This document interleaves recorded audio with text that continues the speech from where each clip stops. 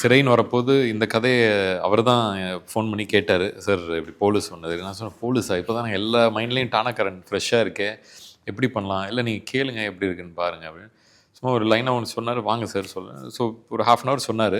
ரொம்ப இன்ட்ரெஸ்டிங்காக இருந்துச்சு. ஜென்ரலாக அவர் மீட் பண்ணேன் வேறு ஒரு ப்ராஜெக்ட்டுக்காக. அண்ட் இப்படி ஒரு சப்ஜெக்ட் ஒன்று இருக்குது கேட்குறீங்களா, கொஞ்சம் ட்ரையாக இருக்கும் அப்படின்னு சொன்னார். இல்லை அமுச்சு விடுங்கன்னு கேட்டேன். அப்படி தான் தமிழில் மீட் பண்ணேன். அவர் கதை சொல்ல போது ஒரு டிஃப்ரெண்ட்டான ஒரு உலகத்துள்ளார போன மாதிரி இருந்துச்சு. இப்போ உங்களுக்குலாம் டானாகாரன் பார்க்க போது எப்படி இருந்துச்சோ அது கதை சொல்லும் போதே எனக்கு இருந்துச்சு.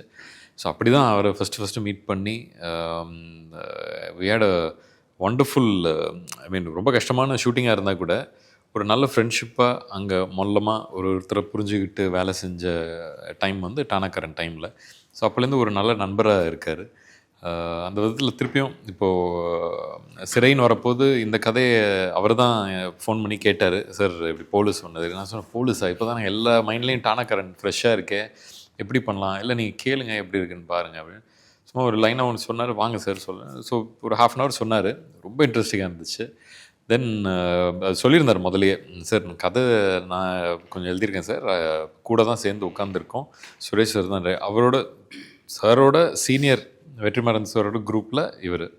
ஸோ கோ டைரக்டர், வெற்றி சாரோட கோ டைரக்டர். ஸோ அவங்கக்குள்ளார இருந்த கெமிஸ்ட்ரி எனக்கு புரிஞ்சிச்சு.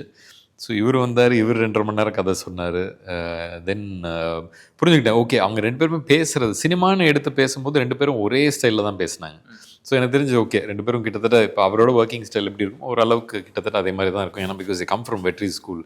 ஸோ அப்போ then it should be easy அப்படின்னு தெரிஞ்சுக்கிட்டு தான். But I am happy Tamil approach me for this.